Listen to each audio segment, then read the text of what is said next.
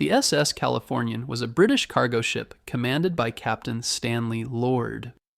On the night of April 14, 1912, the Californian was traveling from London to Boston when Captain Lord became worried about dangerous ice conditions. At around 10:30 p.m., he made a smart decision to stop for the night, rather than risk hitting icebergs in the darkness. Meanwhile, the Titanic was steaming through the same dangerous waters at nearly full speed. At 11:40 p.m., the Titanic struck an iceberg and began sinking. Around midnight, the Californian's crew noticed a large passenger ship approaching. Third Officer Charles Groves saw what appeared to be a steamship with many bright lights, between 5 and 10 miles away. When he tried to contact the ship by radio, he discovered their radio operator had gone to bed for the night, which was normal practice on cargo ships. At 12:45 a.m., the crew witnessed something alarming: white rockets being fired into the sky from the other ship's direction. In maritime law, white rockets are an international distress signal, meaning a ship needs immediate help. The Californian's crew saw 8 distress rockets over about an hour. Second Officer Herbert Stone reported the rockets to Captain Lord, who asked if they were company signals or distress rockets. Stone wasn't sure, but Lord told him to keep watching and try signaling with their Morse lamp.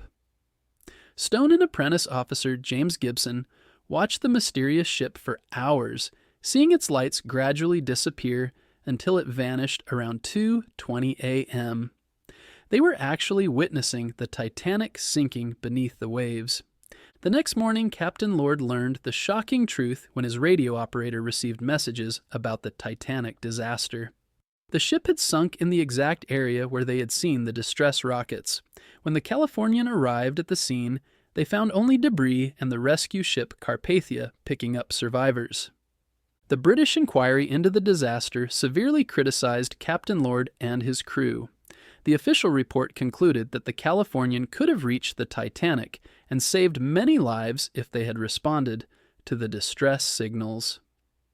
Captain Lord was accused of negligence, destroying his career and forcing him to resign. However, Captain Lord spent the rest of his life defending his actions. He argued that the ship they saw was not the Titanic, but another vessel, and that the Californian was too far away to help. He claimed the ice conditions made night navigation impossible. Some modern researchers support his claims, suggesting atmospheric conditions might have created optical illusions, making ships appear closer than they actually were. The controversy continues today.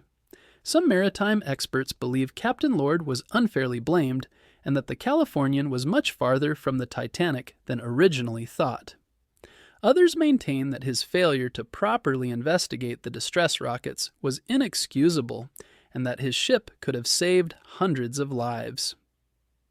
The story of the Californian teaches important lessons about responsibility and the consequences of inaction.